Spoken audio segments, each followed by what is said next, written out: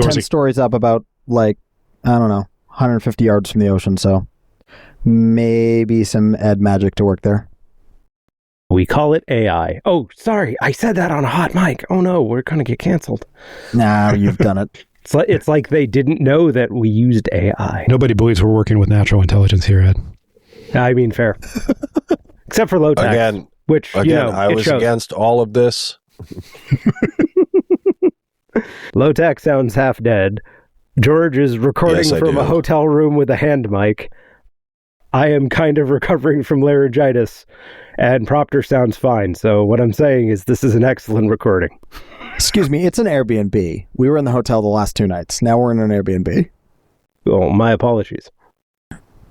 Yeah, sounds peaceful, though. Waves on the beach, that kind of thing. Yeah, it's tough to beat. We're in Isla Verde, which is like, what's the analogy? It's sort of like the Myrtle Beach of Puerto Rico, in a good way. How could that be in a good way? Sorry, can you elaborate on that? Well, it's got the same Myrtle Beach vibes of like that beach drag right off the freeway that runs parallel to the shore and all the high rises and stuff, but it's also on the nicer side. Like it's on the sort of more upscale side as Puerto Rico stuff goes. So, I mean, win some, you lose some, but the food's good. So that's what we really care about. I've had a good time at Myrtle Beach. I've never been. We did Hilton Head my senior year, which is the most Duke thing you could possibly do is Hilton Head instead of Myrtle Beach for your spring break. But damn, Proctor, you are looking like you're about to float away, man. You have lost so much goddamn weight, dude. Yeah. I don't know what the angle is doing this week, but like there is stuff popping in your neck muscles that like was not visible a few short months ago. It's because I trimmed up the beard because we hit 90 in the middle of the week last week, and now we've got a freeze warning tonight. So I jumped the gun on the beard trimming. It's still freaking cold. Yeah, Classic I do not DC envy weather. y'all. I do not envy y'all when it gets into the 90s in DC. That's like the most miserable place in the world for it. When it happens this early, it's actually okay because it's not humid yet. So it's like normal 90 degrees true. Rather than, swamp ass DC summer 90 degrees. But yeah, that's totally miserable. I hate it. I don't know why I live in DC every summer. Well, it's certainly not the voting rights. So I interned in DC one summer, and we went to this brunch spot north of Georgetown, not like in Georgetown proper, but up, M Street. And we all sit down, and we're a bunch of miscreant 20, 21-year-olds. And this was a spot that had a lot of history. I can't remember which of the senators used to come in and have a table like exclusively reserved for him back in the day, not at the time, right? And so we roll in, and there's a menu item called an Eggs Idaho that's advertised as an option, and I'm curious about what the hell an Eggs Idaho is. Turns out it's a breakfast version of like loaded potato skins, and it is either late July or early August in DC, and of course the waiter is like, I wouldn't really recommend it. And so I of course go, I'm going to get the Eggs Idaho. Your funeral. You've been challenged to that point. Yeah, and then a couple hours later, it's about 3 p.m. in the middle of the afternoon, and one of the people we were friends with was like, I'm going to go run. I'm like, I'll go run. I haven't run in a while, and that didn't go well. Yeah, that sounds about right. DC summers are not ideal, even if you're not a moronic 20-year-old. Yeah, it's just... it's like Orlando, but without like theme parks and stuff to do. It's a lot more seersucker. Yeah. I mean, less air conditioning. There's the National Mall, and there's museums, and the museums have air conditioning, and the National Mall absolutely does not. So, but that's kind of what we got going in the summer. Also, there's mosquitoes. I was there for a conference like 5 years ago, and some of my colleagues had gone up there with me, and they decided they wanted to go walk around the National Mall and go to the Lincoln Memorial and all that in the middle of the day. And it's July. Hard no. And I was like, all right. And we go and do our thing. It's hot as hell. And I'm like, I can't wait to get back to the subway. And they were all like, oh no, we're not taking the subway. we're getting an Uber. And I'm like, are you fucking kidding me? So I'm like, you have the nicest damn subway system in the world. What the hell are you getting an Uber for? And so they call this Uber. The Uber does not have air conditioning. Oh my God. And so the Uber driver had to take us from the National Mall and drive us to Reagan with no air conditioning. Because I'm just like, because you scared little white girls are afraid of the fucking subway. This is the saddest story I've heard in a while. The last time I was in DC, I drove up from Charlotte, and I would not do that again because it was such a pain to drive in DC proper. And this is purely laudatory. Like, I am not saying this is a bad thing. This is great. If I had known that they had turned it into North America's attempt at being Paris under Ana Hidalgo, I would not have attempted to drive an F-150 Lightning into the middle of all that. There are bike lanes everywhere. Parking is impossible, and it's just not worth it, man. The metro is great, and there's lots of micromobility options. So, like, no, don't drive into DC, please. And yeah, you know, that's on me. I should have figured that out. But listeners, you are now aware. Don't drive in DC. It's not worth it. Just take the metro. Rent a bike. I mean, it's fine. There's parts of DC where the metro is usually deliberately not really available. You know, Georgetown jumps immediately to mind. Yeah. I think up where Proctor is in the north, the metro, I don't know where he is relative to the nearest metro station, but it can be a little dicey up there. It's a hike, but it's doable. We move farther away from the metro. But like, DC's also got like this rat's maze of one-way streets. So if you miss your turn, you can be going a while. Yeah, nobody should ever like shit talk Boston again unless you have driven through DC, because like, I'm not going to in any way excuse Boston, but like, we have real competition. We're just going to shit talk Boston for other reasons, though. That's fair. That's fine. Yeah. But like, it's not our roads are mostly Euclidean, and we are not the only ones who have this problem. Okay, so to be fair, I think part of Boston's reputation is that you guys had the fucking Big Dig going for decades. You know what the greatest thing about the Big Dig is? It was done before I was like of legal age and moved here. So I have just reaped every reward of this unambiguously great public works project. The last one done in this country. It's great. More people should be born at the right time. I actually have memories of driving through Big Dig traffic as a 12-year-old, 14-year-old maybe. No, I would have been 15 probably, when we did an East Coast flight to Eastern Canada train drive road trip thing. The furthest south we got in the US was Boston, and I can remember being in traffic from the Big Dig, and it was that memorable. The only thing I can say to that is it would have been worse if it was before the Big Dig, because the central artery was hell on earth. Like, there were huge parts of Boston that like never saw the sun because of like elevated roadways. And I moved down here and it's like, oh shit, this city's kind of nice. You guys also have sharrowing though. I think that's something that's relatively unique to Boston. Storrow. Excuse me. Yes. What the hell is sharrowing? Yes.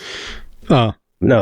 Look, just because people don't know how tall cars are and overpasses take no prisoners. Honestly, this is kind of a feature, not a bug. Because sometimes, like, you get the really good ones that shear off almost the entire top of the U-Haul. And then others kind of, like, realize too late and try to stop. And those people lack commitment. There's one of those in Durham that is famous, and it rules. I love those bridges. Yeah, it's great. So, circling back to Boston versus DC, I will note, look, Boston is a good bit older than DC. And has sort of grown organically, whereas DC's shit show was actually planned out. Low tax. We prefer the term metastasized. That's fair. But you guys are all like landfill too, right? Like none of that's actual. All of that was water at one point. Well, not where I live. Okay. Yes, they're all garbage up there, Proctor. There's a reason it's called DC too. It was kind of filled in, not as much. Like all of Back Bay. I mean, we were swamp, but swamp, that's a little different. These are just words. No, but I mean, like, Back Bay was a bay, hence the name. Dorchester used to be called Dorchester Neck before they widened it. There's a lot of that going around. Fenway Park, I don't know if this is true, and I'm not going to look it up because I prefer the mystery. But, you know, for my entire life, people have said Fenway Park is slowly sinking into the ground. And it wouldn't surprise me because, like, everything else there is. The flooding must be amazing. Isn't it Fenway Park and Dorchester? I'm not from here. But it's nice to adopt the language of wherever you happen to live, right? Not Boston, no. No. Okay. I worked really hard to lose the Maine accent. I'm not picking up another terrible one. There's a reason I don't call Concord, North Carolina, Concord. Does Maine even have an accent that isn't just sort of like generic New England? Like it depends on where you're from and what you're saying.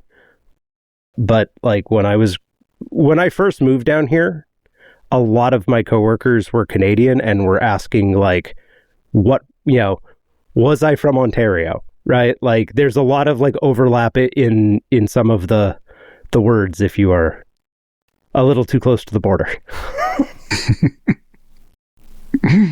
I definitely can't confirm. The Canadian accent is sort of like a bit of Maine, bit of Boston, bit of Minnesota. That's pretty much Canadian accent. There's definitely some real Minnesota in there. Oh, yeah. Yeah.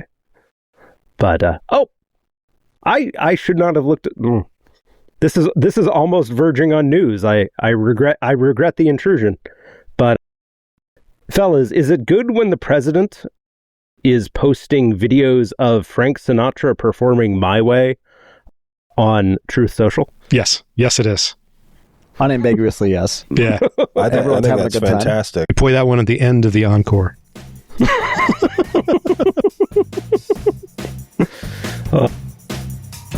This is Normal Men, a podcast from four men who are clinging desperately to normalcy in an era when that's asking a bit too much. I'm George in Charlotte. In DC, I'm Proctor Malone. In outer Florida, I'm low-tax speedrun enjoyer. And I'm Ed in Boston. What I have mostly tried to avoid the news this weekend. Are we bombing Iran again yet, or is that just on the way? What's the? They're shooting at ships. I think we seized one of their ships. Yeah. So per Trump, we shot out the engine room on one of their on an Iran flagged cargo ship, which was, I guess, aircraft carrier sized, and have now taken possession of it. Iran has vowed vengeance, has not yet taken vengeance as far as I know, and also the peace talks in Islamabad that were scheduled to happen are now off. So I mean, like, we should all take some solace in the fact that it's probably not technically piracy. I mean, my read on the peace talks in Islamabad being off are that the Iranians have decided that they want to front run the oil market this time around. So, so they're going to announce that they're back on immediately after setting themselves up to make some money. I mean, fair's fair, right? Yeah. I mean, like, I don't see any reason that only our leadership should be able to manipulate the market. I don't know. Oh no. Iran's leadership, and really more the IRGC than Iran's leadership, are manipulating the absolute hell out of the market. Like, that is a two-way street for sure. So maybe you can speak on this a little bit, George. In a situation like this, where there is very, very clearly market manipulation going on, other people are getting hurt by this, right? I mean, like every time that leash gets yanked, the counterparties are taking a bath. So why are people still in it? Why don't people start running away? Well, okay, there's two ways to think about this. I think in this particular question, it's worth thinking about the distinction between futures markets and physical markets. I think physical markets are much tighter, and so all these idiot futures traders are going to get wrecked when reality finally sets in. That narrative is overstated. What I think is useful, though, is understanding the incentives of the people trading each. So, like the futures market, first off, has time, right? Like front month Brent right now is June delivery. It's April 19th when we're recording this. So you really should see much less concern in that specific financial instrument than you do in, for instance, spot Brent or delivery of Dubai or Oman crude out of Oman into the Indian Ocean basin. The thing is, like physical markets have also pulled back from their highs of late March. And the reason for that is that there are inventories of crude out there, right? Like there are barrels that can be pulled out of inventory, and people are doing that. Whether it's on-site inventory for refineries, whether it's floating storage for sanctioned Russian crude, for instance, there's a bunch of different sources of crude. And eventually you run out of those. But the assumption is right now, well, burn the barrels you have, well, not burn, refine the barrels you have right now, because this will get solved, because both sides are acting like, despite all the disagreements, that they want to come to an agreement, and that's what's going to happen, or the entire global economy melts down. So pull your inventories down and run the risk that you have to shut down earlier than you otherwise would. And that's a speculative thing from physical markets, especially physical markets in Asia, where the flow disruption is most acute. But it's also, it's the barrels are still working their way through the system, and there are barrels to work their way through the system before you hit the sudden stop where everything halts. And yeah. So, but I mean, the flip side of that, right, is that if everybody is acting like we're not going to hit the sudden stop, that means we're going to hit the wall harder if we do hit the wall. Is that correct? Yeah. Okay. Yeah. Cool. Great. Awesome. Good. Like the whole market is short vol is the way to think about it. Like everyone's like, you're selling options, you're selling calls, right? And so when you're short a call, you have leverage. There's a leverage response, and you're not just short a call. You're short the call, and you're also short the vol. Like you're short Vega as well as whatever the delta is. Like it's a whole thing. Like the market is betting that everything gets worked out near term. And, I think there are really good reasons to do that. I mean, really, both for all the deal's a farce, Donnie lied, whatever. Yeah, I mean, all that's true. But like, both sides really are acting like they want to work something out. And that dynamic has very different implications for both physical and paper markets, both physical oil traded in East Asia or anywhere else in the world, and in the futures market, than the alternative where both sides are acting like nothing can go wrong with their strategy of maximal escalation. And so like there's been a really big change from late April to now, and it doesn't mean nothing can go wrong. It just means that like when both sides have illustrated pretty clearly there's a pain point somewhere. Yeah. And so, but you're right. Like if you're short an option, when things go wrong, you're really short. Like that's a big problem. Whereas if you're just, underweight or short the underlying, then there's sort of a limit to how bad it can get. But short an option, you've got leverage. And yeah, there is a very real possibility that things get really, really bad, for sure. I just hope it doesn't happen while this is still going on, because it would be really unfortunate for the U.S. delegation to be distracted in this critical time during negotiations. By this, what do you mean by this? It happening. George. Yes. My way has been playing. Yeah. We are talking about the final curtain is what we're talking about here. That thing that's never going to happen because he's immortal. Eventually there will be a jam that old Donnie cannot wriggle his way out of. And that is something I'm very confident predicting. It will happen. This week? Hopefully. Later? Inevitably. He's going to outlive all of us. Look, Henry Kissinger was eventually found in the machine. Yes. He might outlive low tax on account of the smoking, but I chew nicotine gum now, so. He's almost certainly going to outlive me. I didn't know you were going to do us all a solid, but... Please don't get the podcast subpoenaed. To be clear, when we talk about it happening, we are talking about it of natural causes that we have no control over, and no one listening to this podcast has any control over, so don't get the wrong idea here. Natural That's right. causes. Comrade carcinoma. That's who we're talking about here. I'm just glad we don't have any allegations of telekinesis. That would be a real problem for the U.S. Secret Service right about now. So on the Iran front, the immediate tea leaves are I guess bad because it's the weekend, and soon it will be trading hours again, and then there'll be some piece of good news. And brother, Brent's been trading for 3 hours now. Has it really? Well, yeah, futures open 6 p.m. Eastern time on Sunday. We'll see what the news looks like tomorrow. I guess it was up 7% earlier. I don't know where it's at right now. I haven't checked it since we sat down, but I had a very lovely day. It's up about 6% to 95. Okay, so we're still just striping back up and down across this whole exciting range of oil prices. Yeah, I mean, it feels like there's got to be. It feels like there's got to be a real Wile E. Coyote moment coming here with how they just keep dicking around week after week. He has wriggled his way out of so many jams thus far. There could be a Wile E. Coyote moment coming, but I wouldn't hang my hat on that. And I think the other thing to keep in mind too is $100 a barrel oil is not super problematic for the U.S. economy. Really, anything below 140 is pretty digestible. Not ideal, but people can work their way through it. We're a lot less energy intensive as a share of final demand than we used to be, and a lot more final demand than, say, the early 2010s is tied to government transfer payments and stuff like that. So if you're betting that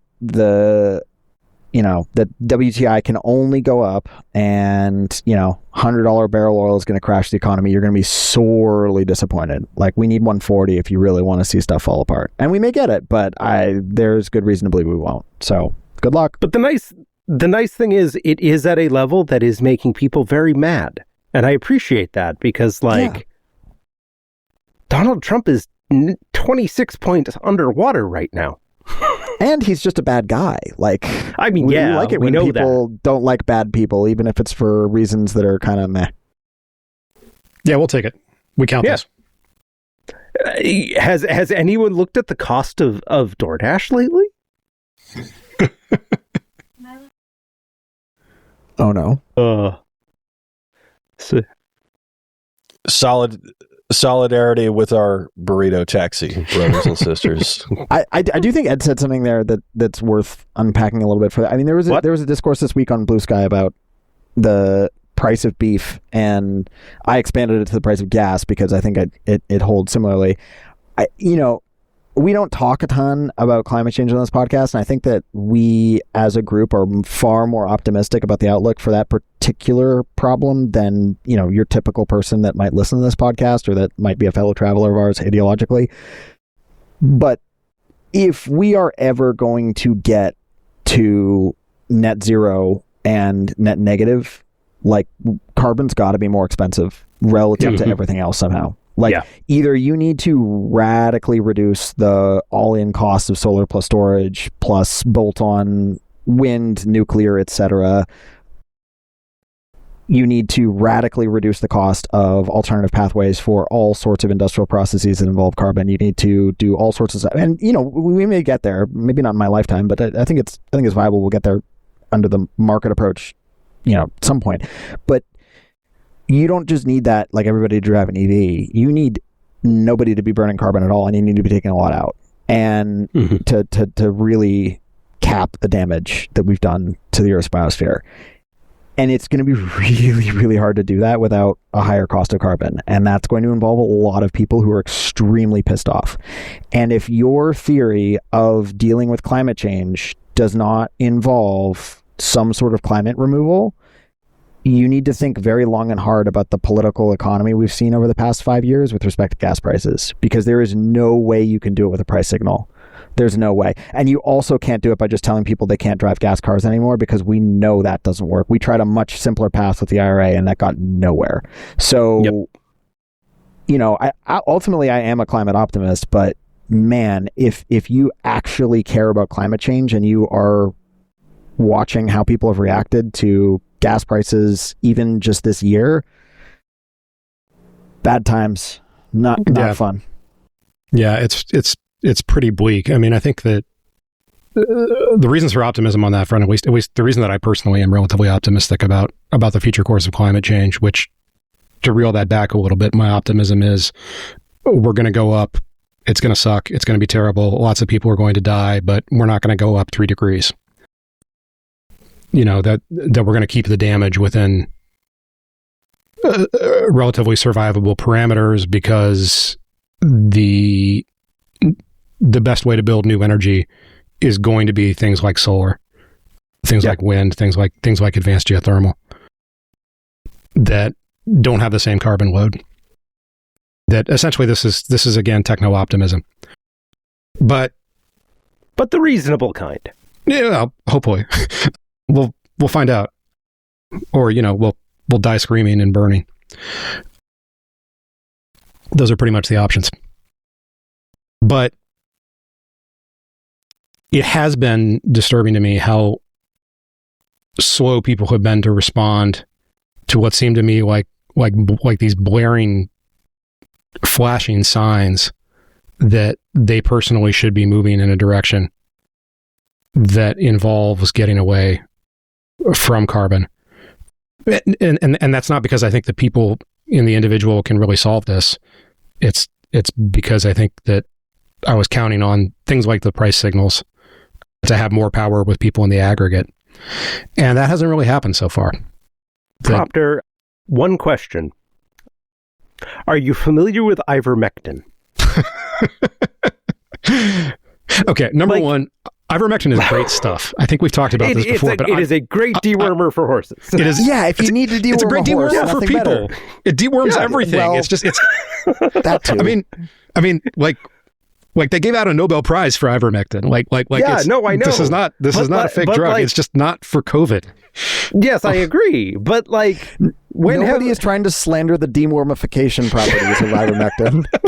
That is not. I mean, I will, but for a different episode. Although I'm a bit worried about your diet, given your spirited defense here, Proctor.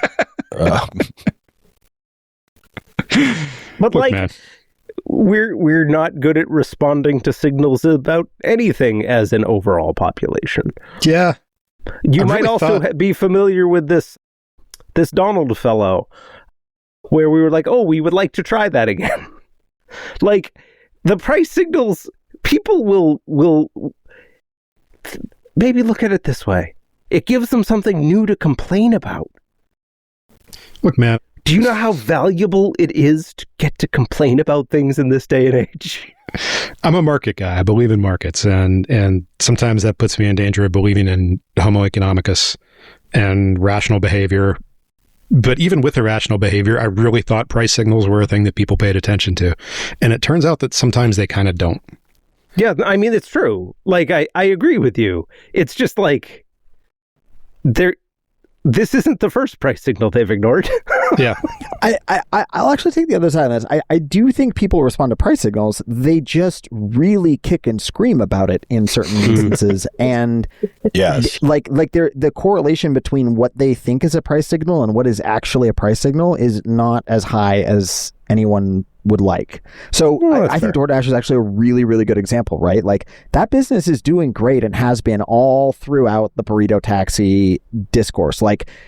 I don't care how much people are tweeting about how expensive DoorDash is. They're still ordering a hell of a lot of it. And the best data we have suggests that actually it's lower income people who are doing it more than upper income people, which that's a whole rabbit hole we can chase down on another instance. But people respond to price signals, but they are not happy doing so. And especially when it's in really salient things like gasoline and the cost of outsourcing servitude.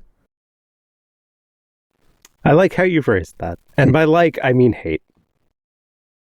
It's sort of like how our grandparents. It's sort of like how our grandparents all used to like to tell us all about how the country really came together for the war effort and all that shit. No. Rationing and all that? No. They were big wet babies about it. They fucking hated it. They just didn't. At the same time, there were only 140 civilian autos produced in a 3-year span during World War II. like for the whole country, like 140. Like that was it. Yeah. So, yeah, I mean, they did. The thing is, our parents and even their parents were not really the people biting the bullet on that one. You got to go another generation back. I mean, maybe Lotax and Proctor, but for me and Ed, for sure. I mean, my generation grandfather back is not. My grandfather was in the Navy, so like two back, yeah. There you go. But our parents, no, they God, no. No. Yeah. My parents were born in like 1955 and 1960. No. Yeah. Wait, did you just call Proctor and Lotax old? We're older. Yeah, even yeah. I actually have no idea how old Proctor is. He's ageless, like the hills. Are we talking like the Hills, like the MTV reality show? Because yes, that is ageless content. I have no idea what that is. You guys saw that Spencer I think he was from the Hills, unless he was from the other one, is now running for mayor of Los Angeles. I haven't the slightest idea what the Hills is. I haven't watched MTV since they stopped playing music. No, this was on before they stopped playing music. I think. This would have been, 2003, 2004? Anyway, reality TV show guy running for the mayor of Los Angeles. Likes hummingbirds, I think. That's kind of his thing. Anyway, this has been your brief entrant into the celebrity gossip politics crossover for this week. I don't know how to respond to that. I don't think we want him to win. Yeah, I was going to ask, is he... Like, usually when I see reality TV people, they're all Trumper types. So I'm assuming he's bad. He's not a Trumper. I think he's kind of the LA Republican light-ish sort of version. So, which is to say, like, he's a Democrat, but he's kind of think kind of like the Cuomo lane, except without all the Cuomo shit. Give it a couple news cycles. Yeah, we're talking about Los Angeles here. He's got to have shit.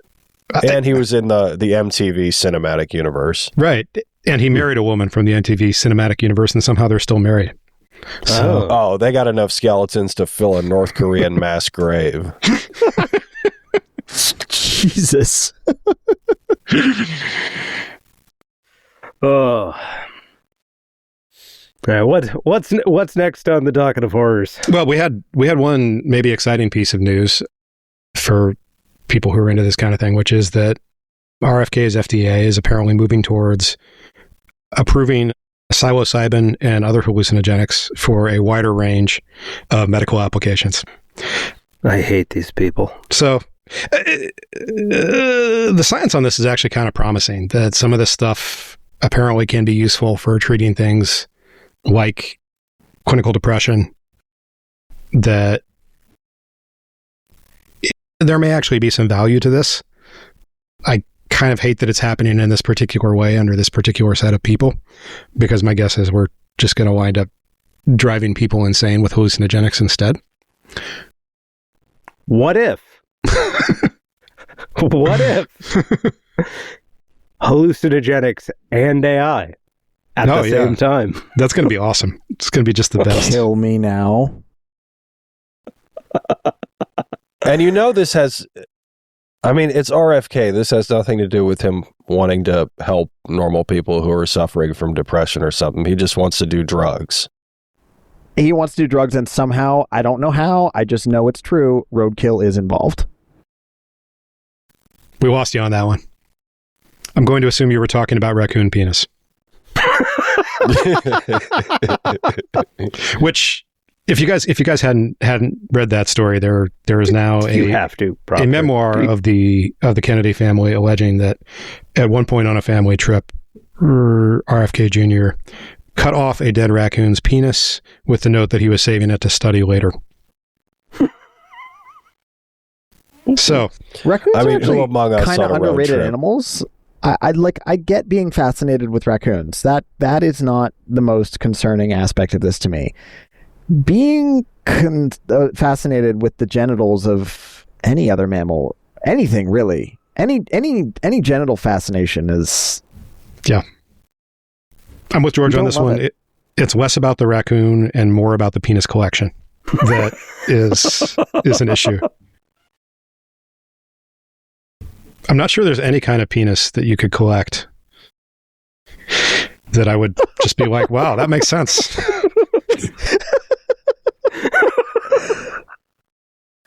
Wait, does he have a wider penis collection? As far as you know, yes. Look, this is a guy that is cutting off the penis of raccoons he just ran over. That if he's doing that, there's got to be more. There's got to be more. Like that's a real smoke there's fire situation. There's never just one penis. That doesn't feel like something you do once. I agree with that. I think the best case scenario here is that he kept it to the animal kingdom as opposed to other people, but we can't rule that out. It's true. Someone should investigate that. If you or a member of your family have been dismembered by RFK Jr., email lowtaxspeedrunenjoyer@normalmen.com. You may be entitled to compensation. I will get to that just as quickly as I will get to your complaints as Blue Sky CEO. Oh, I didn't realize that they'd made that official. Oh, they haven't, but I promised them that if they made me CEO, unlike Jay, I would never read my mentions and would not give a rat's ass what any of y'all were complaining about. Absolutely the correct attitude. You cannot be taking customer feedback from inmates in the asylum. That's just not... Absolutely. Anyone who ever ran a message board in the 90s or early aughts knows this for a fact. You'd never look at your private messages. In this case, they were public, but don't look at those either. I do think the introduction of Blue Sky's management situation to the discussion warrants a conversation about what happened this week on Blue Sky, which, among the many dumb things, included the more interesting thing of Blue Sky getting DDoS'd, which I would be interested to hear y'all's speculation on who that was. And I'm going to say that you can't say it was Elon Musk, because I think that's just too easy, and he would have done it earlier anyways. I think this is too late in the game for that particular step from him. So let's assume it's not Elon. Who was it, if it wasn't Elon? Well, Iran claimed it, so that doesn't mean it's them, but they claimed it. So that's kind of our first stop on the journey. Every incentive is to lie. Yeah, that's true. Yeah, it's kind of like the mines in the Strait of Hormuz, right? I mean, the world's most niche social networking app is very much equivalent to that situation. There was some other action that I think dovetails with what George is pointing towards here, which is that Blue Sky has had a particularly nasty spammer problem for the past long time, but it's become... You really want to go there? This take verified by true Molly Shaw patriots. She's gone, you know. Well, dying. So for now, there have been spammers spamming for contributions to Palestinians, allegedly, on Blue Sky for some time, and in recent weeks and months, it had taken on a new dimension. They were taking over people's accounts and using those accounts to spam. It looked much less plausibly like this might just be an affinity scam, and much more like this was hacker action that was driving an affinity scam. Yes and no. I mean, like, yes, in the sense that they were obviously popping accounts, but you can just go buy those. Right? Like, right. That's there. It is not a thriving market because, frankly, no one cares that much about Blue Sky, but you can totally just go, like, buy compromised accounts with tens of thousands of followers. It was really interesting, and by interesting, I mean hilarious, seeing several accounts that seemed to have basically been follow farms for pornography sites flip over and start broadcasting a rather different message. It really kind of puts to puts the lie to some of the assumptions. And like the entire thing is fucking sad, right? Like this is a terrible situation in Gaza. And for close to a year now, maybe longer, does time exist? There has been a fairly technically sophisticated set of attacks that were to do scams, right? Were to it's gotten to the point where there's like specific families of attacks. Like they use names because they use the same identities and the same photos and stuff like that across multiple like spam runs. And I mean, what I think a lot of people have trouble with is just that like spam and stuff like that is industrialized now. Yeah. And it is very hard to like square the very affecting use of media to get you to open up your wallet and throw down a couple of bucks. And in so doing, well, it doesn't help that fairly large and influential accounts are talking to the people who are doing this, being convinced that, being convinced to lend some social proof. Let's put it that way. Right. The verified by Molly Shaw jokes are not just jokes. But one of the interesting things is that immediately you started seeing it on accounts that had no such thing, right? Like, because how could you tell, right? How would you know? And it just became yet another tool in the spammer arsenal. And it is showing like people's sort of degraded threat models towards the world in a lot of ways, but also just in general is kind of an indictment of the platform a little bit in not dealing with this a year ago. Well, because bear in mind, if assuming like a donation recipient is real, there are laws about this stuff. And you have no idea if you are sending money to a person who is on a sanction list. And in the United States, at least, the federal government does not give two shits what you thought you were doing. They care about what you did. I have to manage some of this stuff in my day job, and I look at what these folks are doing, and I'm like, wow, that's a terrible thing to have to say to a judge. I think one of the ways that signal has degraded is that we think of willingness to approach a stranger and ask for resources as being a function of desperation, as being a function of need. And particularly at scale on the internet, it is not a function of desperation or of need. It's a function of sophistication, essentially. That this is something where you can, at scale, you can predictably put in resources as an input and you can get return as an output. It has been productized in that sense. It has been, they have worked this out to the extent that, there are effectively corporate operations that are doing this now. And we've seen some news coverage of the ones in Southeast Asia. And I suspect that's not the only place they're operating, but I suspect that's the place where they've centralized and industrialized it the best. Lots of additional nasty stuff that goes with that. Lots of human trafficking.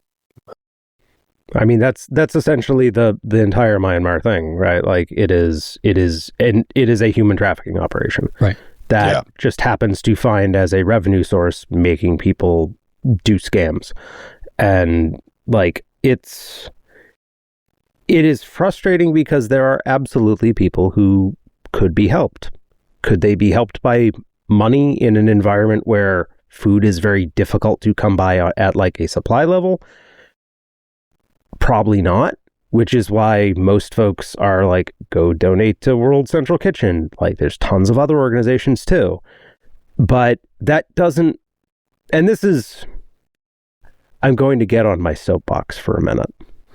Oh no. This is kind of an indictment, I think, of a lot of people's mental models towards the world, where giving money to a charity that knows how to work at scale and do something useful does not give them the good feels in their brains. Yeah. And there is a certain amount of childishness to this, I think. And like, I very much like, I don't normally talk about charitable giving, but like, I have given a decent chunk of money to UNRWA, right? Like, this is kind of what I do. And, or more like generally, last year, we like half-assed a fundraiser to raise like $60,000 for Feeding America just because like I was bored and mad, and then friend of the show G was like, I'm also bored and mad, and then suddenly $60,000 showed up. And like, those are going to actual charities that know how to scale and know how to like deliver money, but it also doesn't feel as good. And there are things you can do as somebody who raises money for charities to do that sort of thing. Watch this space for an announcement in a couple weeks, by the way. And none of the other people on this podcast have any idea what I'm talking about, so that's great. Nope. That's right. As usual, we have no idea what Ed's talking about. Exactly. but like, you can do a little bit of affinity work, right? You can put a face on it and get people to open the wallets. But like, that's not what we're talking about here. We're talking about people who feel that like it is somehow less genuine to give money to an organization that knows how to do things. I think there is absolutely some of that. I think there is, on adjacent to and in parallel with and sort of maybe separate thing for other people, there is a general frustration with the nonprofit industrial complex and the inefficiencies and status games that come with it. Because look, if you create a permanent capital pool, there are people that attach themselves to it that are invested in the continuation of that capital pool's existence, as opposed to whatever the ends of the person that originally established that pool of capital were, whether it's for good or for ill.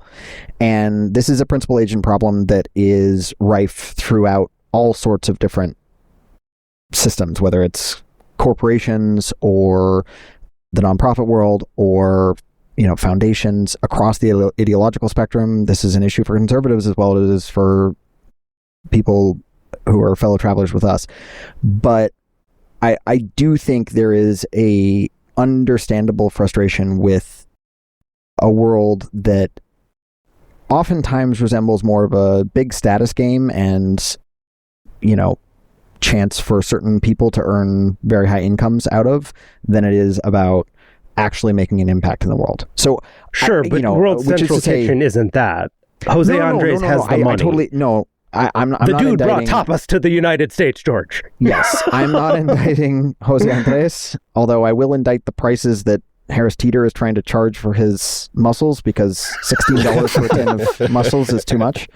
That's a little high. No, World Central Kitchen, Feeding America. I mean, there are a million organizations that are highly efficient in terms of the dollars that they take in and what they do with them. And as you said earlier, Ed, you're exactly right to make this point about cash donations not really helping in a situation where the supply curve doesn't exist for food in Gaza, right? Like an extra dollar doesn't actually help if there's no way to get that food in except through a few organizations. So, I totally agree with you that the thing to do here is to pick an organization to support that's actually able to get food into people's mouths. That is totally true. I think what you were describing is true of a subset of people, and there's other stuff going on as well for another subset of people that sometimes overlaps. And this is also part of the scammer's art, right? That like people are getting something in exchange when they give money to an affinity scammer like this. They're getting the sensation of having helped that may be decoupled from the actuality of having helped, but they're getting that emotional labor performed for them. And these are organizations that are optimized at delivering that return to donors because they don't care about what happens downstream. Because unlike actual charities that are trying to do real things to help people, that's not something they need to worry about because they're trying to steal money. That means that they can optimize on the relationship with the donor. Very one-to-one personal level.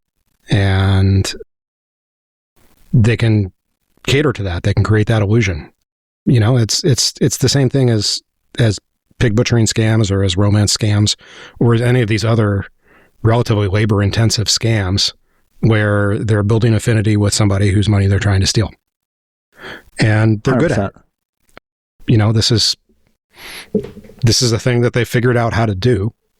And it's terrible to me that sort of a casualty of this is that it hardens people's hearts against the kind of good doing that you would ideally not like to harden people's hearts against.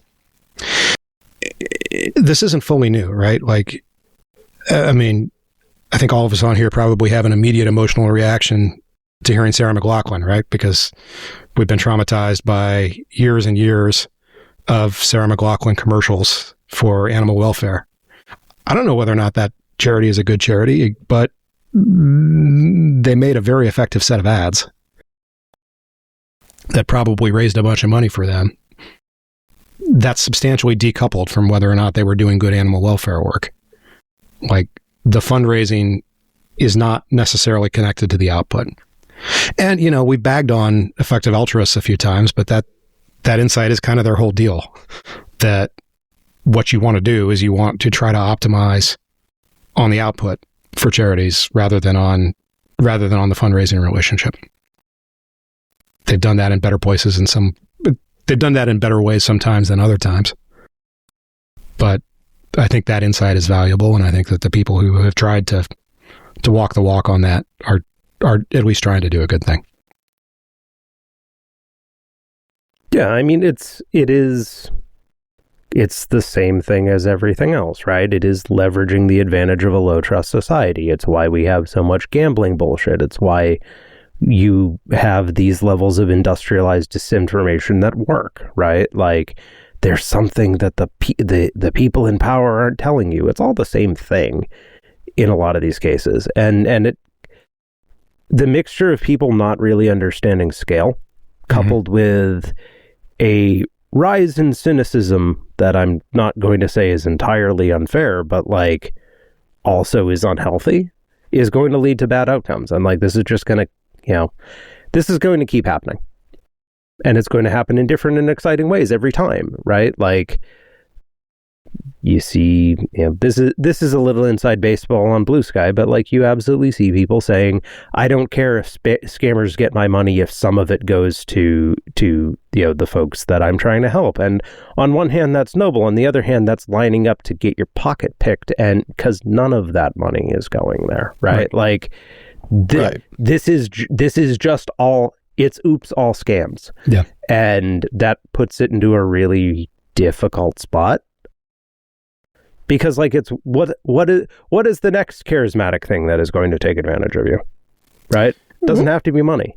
Let's talk about a few of the characteristics here, right? Like, one of the things that makes this work, this scamming is labor intensive because it's affinity scamming. Eventually they're gonna talk to you. That's the goal now. AI certainly helps. But one of the things that pushes that is language proficiency. So in some ways, the Gaza scam is ideal because limited English proficiency is a mark of authenticity rather than a marker of a scam. And once you've assumed limited English proficiency, unless you have the ability to evaluate whether or not the person you're talking to speaks fluent Arabic, which I don't, there's not necessarily a big difference between whether you're talking to somebody who has Arabic language proficiency that you could use as a marker that at least increases the chances that they're in Gaza or in the right part of the world, or whether somebody has, whether they speak Malay or whether they speak Thai or whether they speak any of the other languages that you see for people who are getting hijacked to work in the Southeast Asia facilities. So that's one thing that kind of cuts through the Nigerian princeness of it all, that you want things that are shaped in a way that they make the language barrier something that gives some imprimatur to your scam rather than something that is purely detractive from it. Bear in mind that, like, the 419 scam stuff, like, and that obviously goes back a long way, but there is a decent bit of literature out there that the linguistic issues and stuff were not a negative to it, because even setting aside things like what Proctor just described, it self-selects for people who are perhaps a little more credulous, right? Like, who are not necessarily looking at these things for perfect grammar, stuff like that, right? Like, if you can more easily filter for suckers, you're going to do that. And it turns out that a lot of these tricks do that.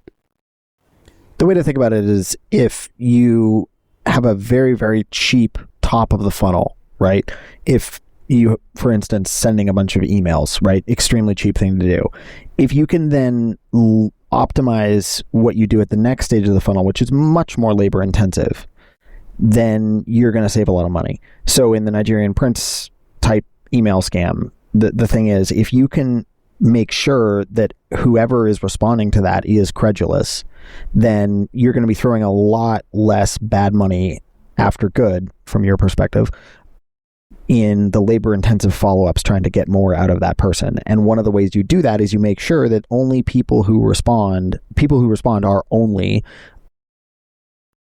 already credulous, already looking past the fact that your grammar is terrible, that this whole scenario doesn't make any sense, et cetera, et cetera, et cetera, because you're much more likely to string that person along than the person that responds entirely credulously. Yeah, and you have pre-qualified the sale. Exactly.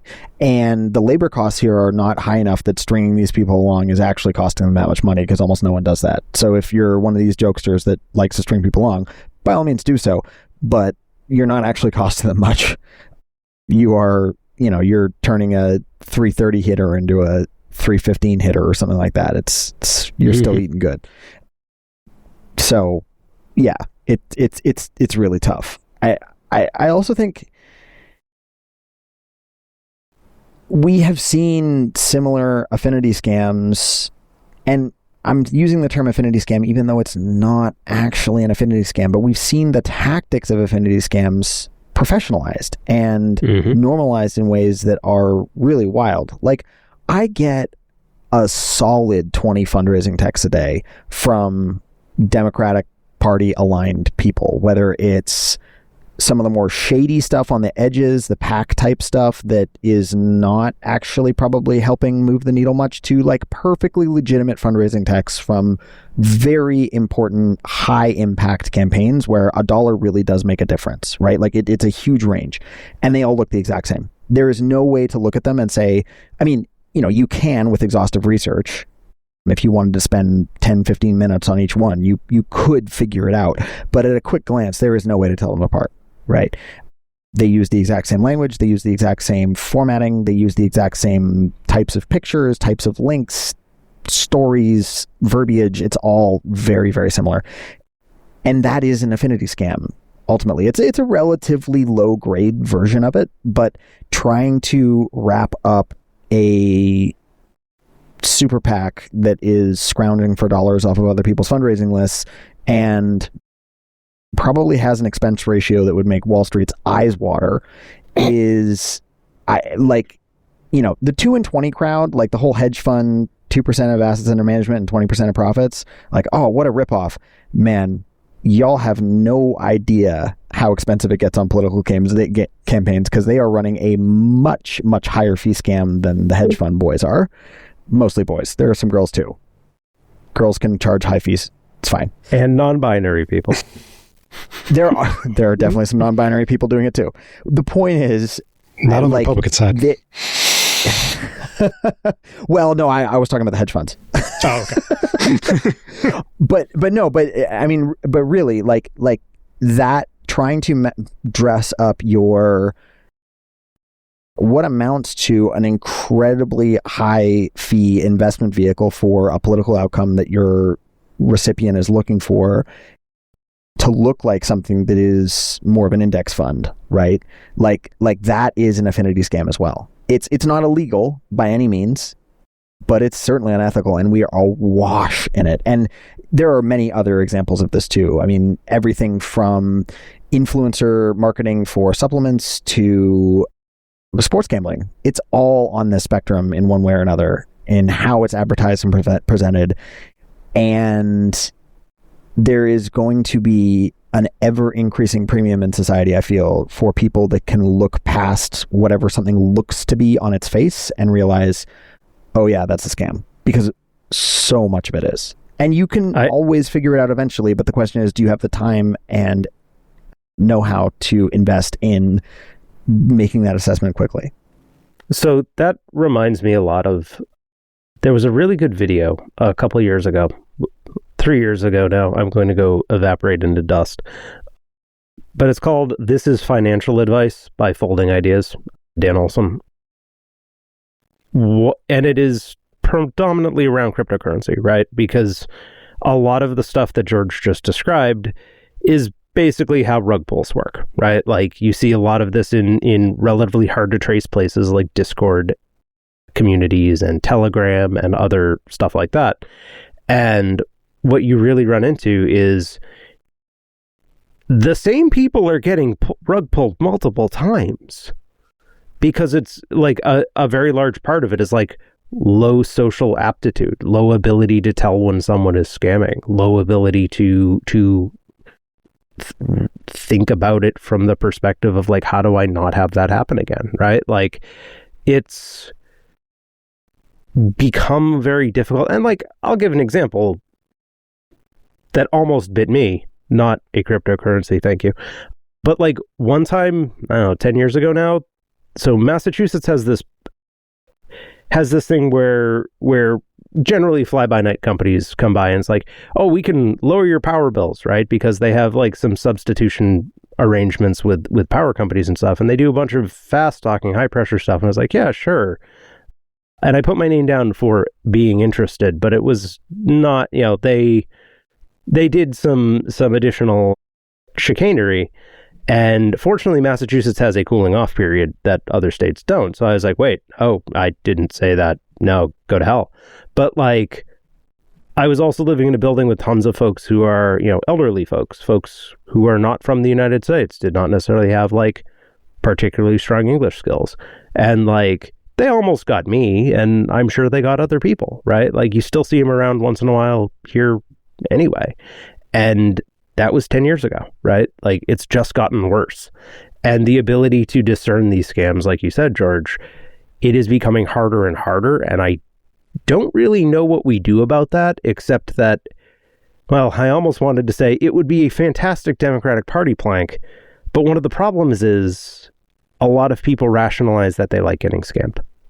And like this one will be different. This time it's different.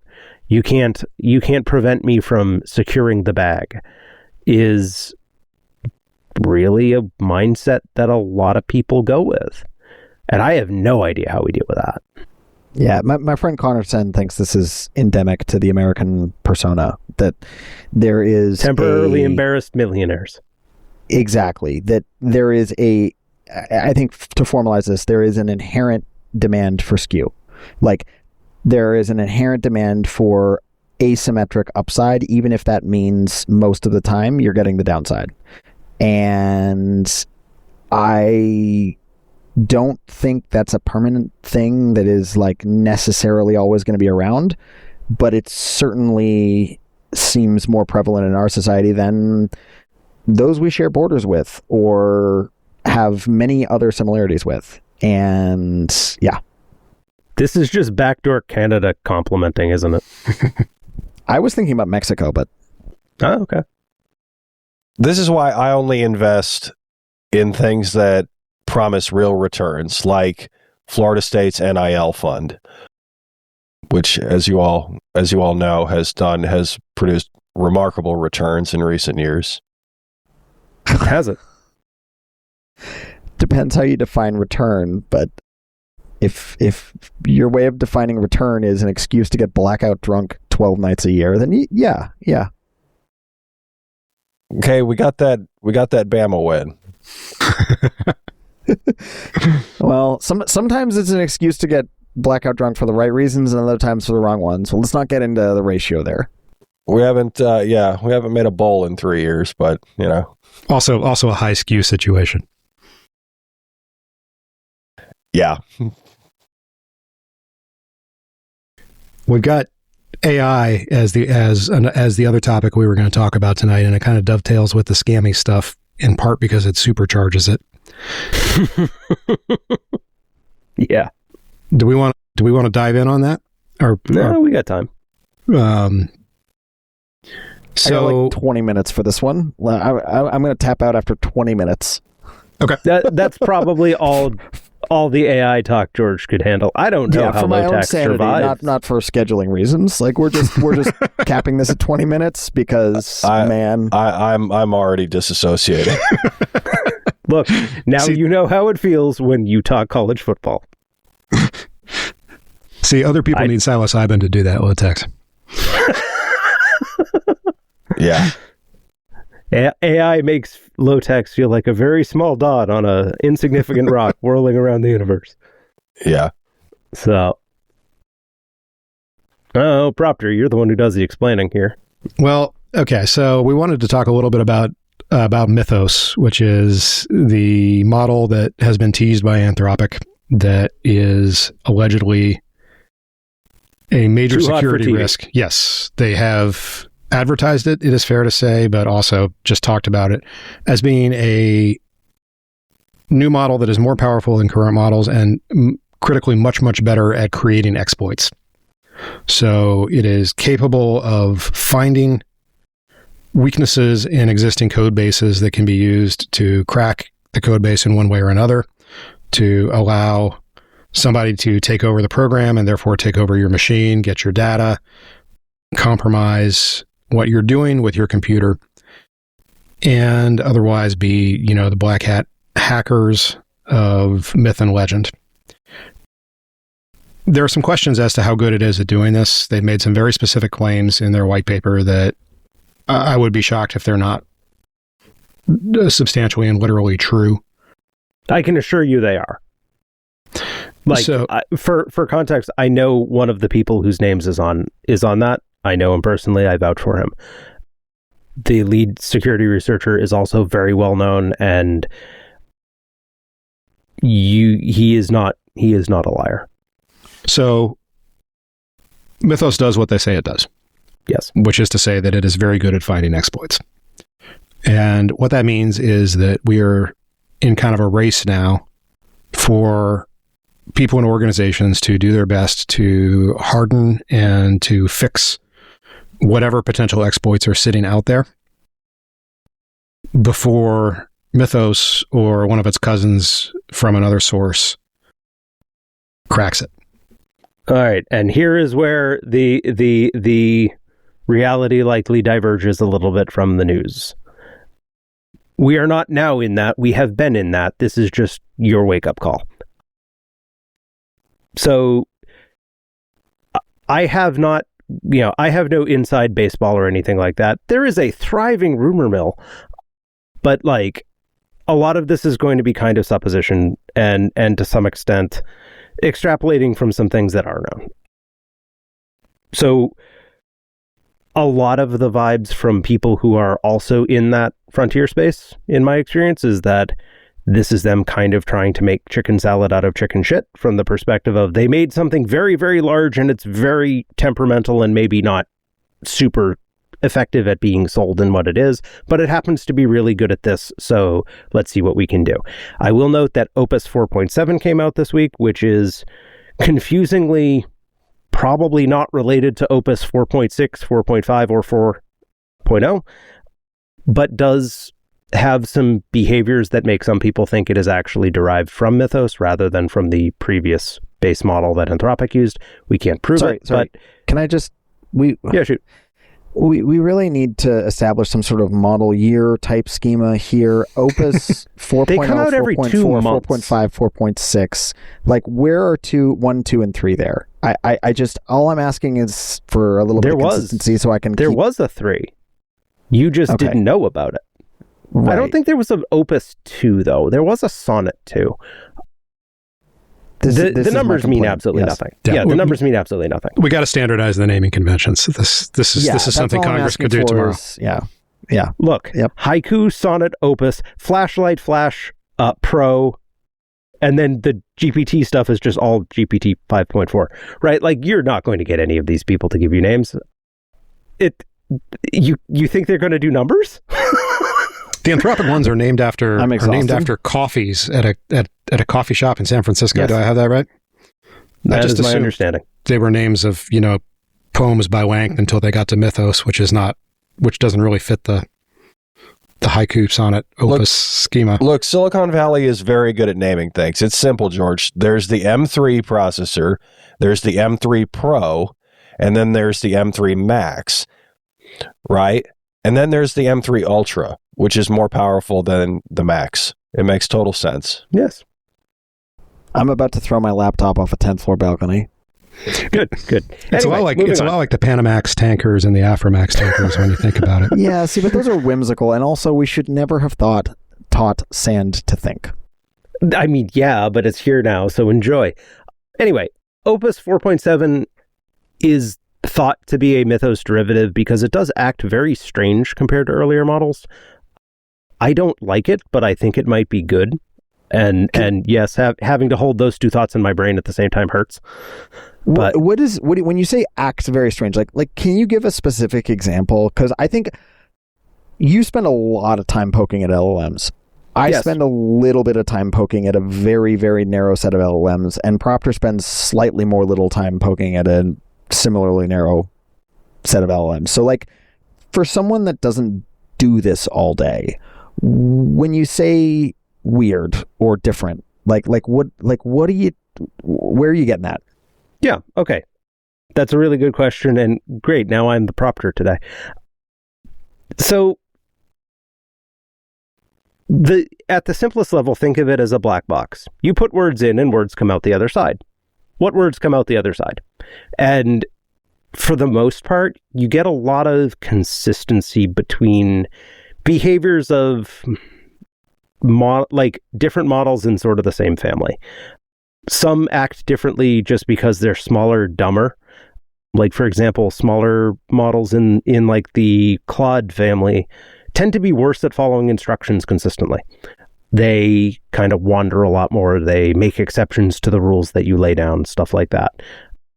The flip side is they're cheaper and they're faster, so they're pretty good if you can like put it into a tiny box and have it just do one task. And then you get to more of like the Sonnet and the Opus. And typically like they have a similar vibe in terms of like what you should predict coming out the other side. A lot of the real benefits that I have observed from going from like Sonnet 3.5 and 3.7 in 2024 to today is they've gotten way better at instruction handling, and they know more stuff without having to look it up quite as frequently. I've said it before, Opus 4.5 made everybody kind of go, oh shit, but like, congratulations, you've just sort of seen what's been going on. In particular, 4.5 kind of knew more stuff, but it was not measurably better at a lot of the stuff that I use it for because I had already designed around having something that is basically like an ADD toddler that happens to know how to program. 4.7 is different. And that's why I say it's weird. Because it's more literal, and it also is much better at following instructions. The downside there is it follows all your instructions.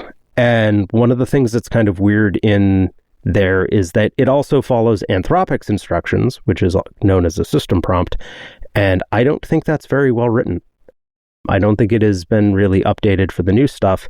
And so I find, and a lot of other people I know find it, to just act very oddly. It gets into weird loops.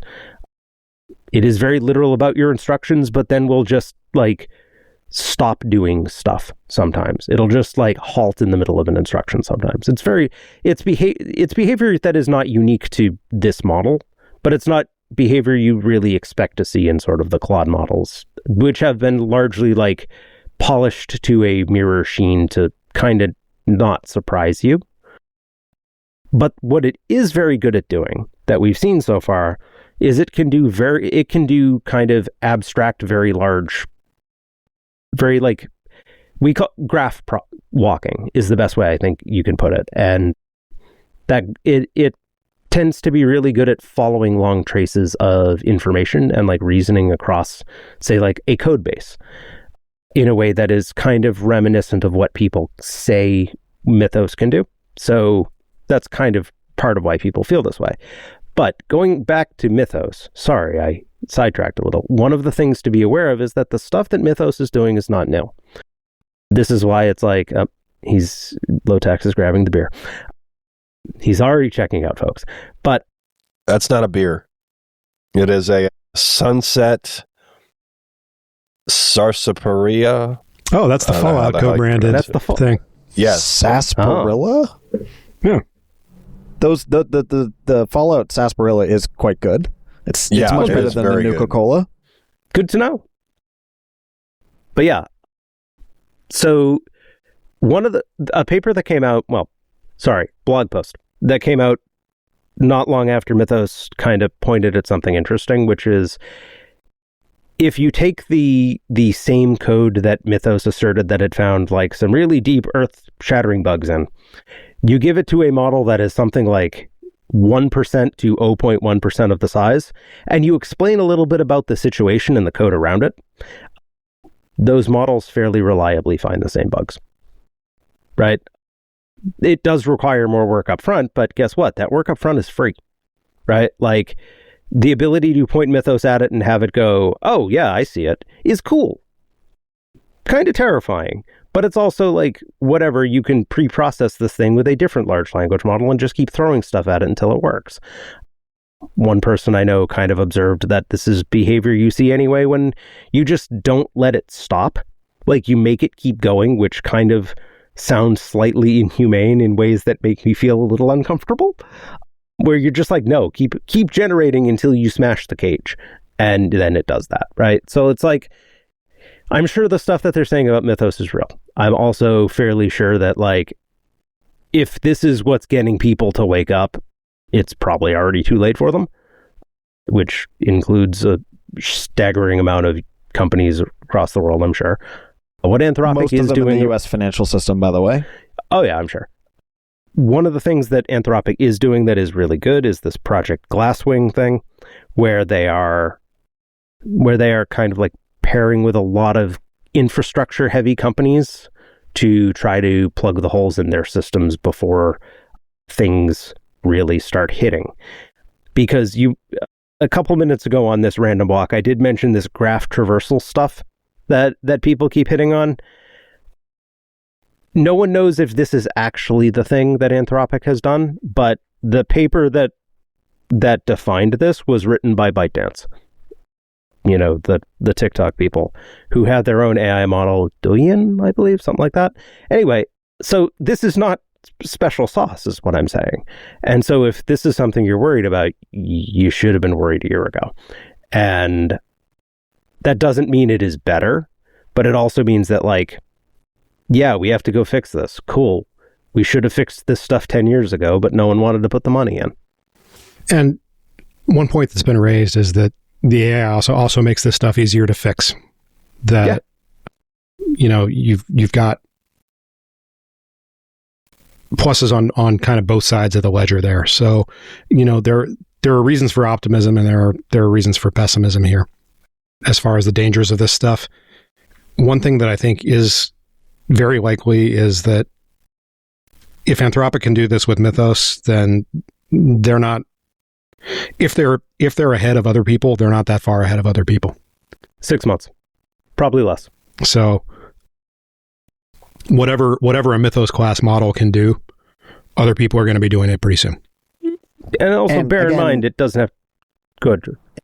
The point that Ed made earlier, I think, is worth stating. So if you're just tossing Mythos at a single code base and saying, go find vulnerabilities, and it finds the stuff that's been lurking under the hood for 20 plus years, that is really remarkable and very, very efficient way to hack.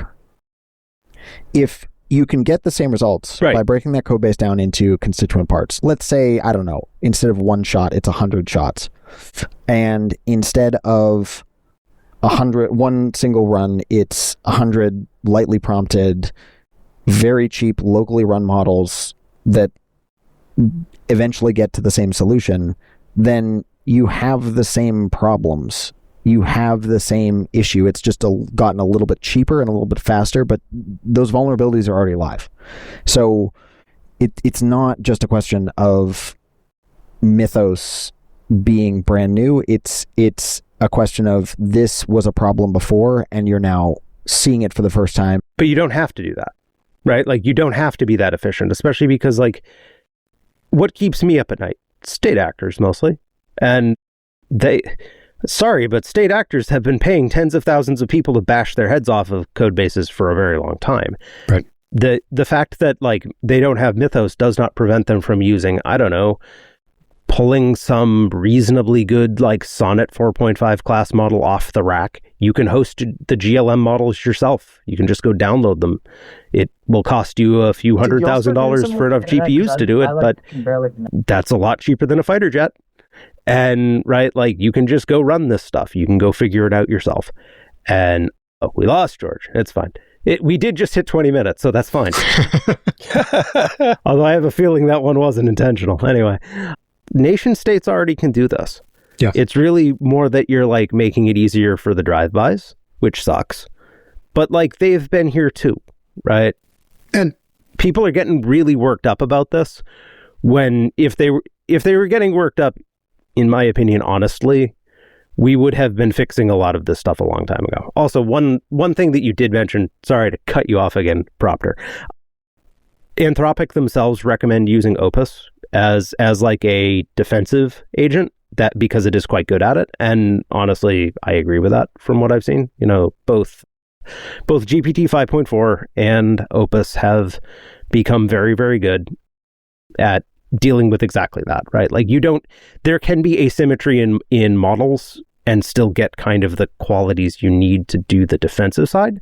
The offensive side, you don't need it. Also, the thing is slow as hell. One of the distinctions that Anthropic drew was that they thought that Mythos was really good at finding exploits and figuring out how to chain them together to pivots. To turn something into an actual usable exploit that gives you access.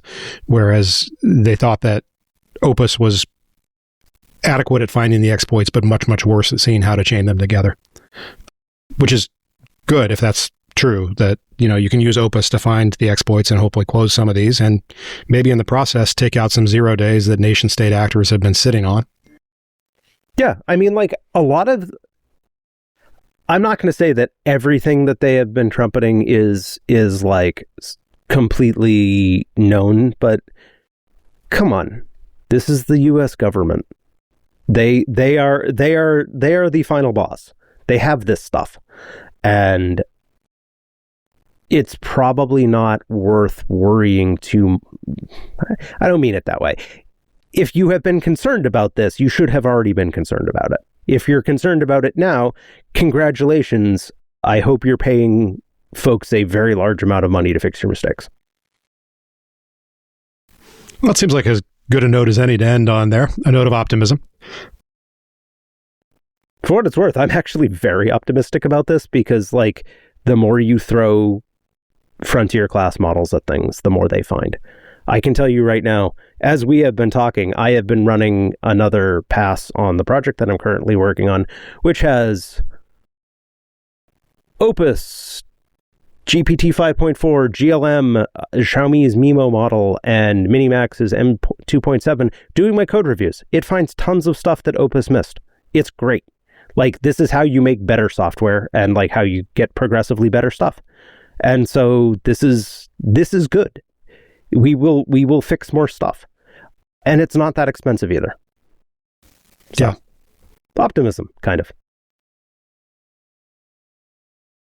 Well, here's hoping the apocalypse holds off at least another week. When I think the apocalypse just took out George again. Yeah. He said he was on like the 11th story or something, right? I hope he didn't fall off that balcony. Yeah. Should we? I think we should probably call it here then. Yeah. All right. Which one of us has to be George today then? I'll take George. All right. You'll be George today. From Puerto Rico, I'm George. We didn't plan this well because now you have to be you. Yeah, right. I gotta go back to back. In DC, I'm Proctor. In outer Florida, I am low-tech speedrun enjoyer. And in Boston, I'm Ed. Stay normal, y'all.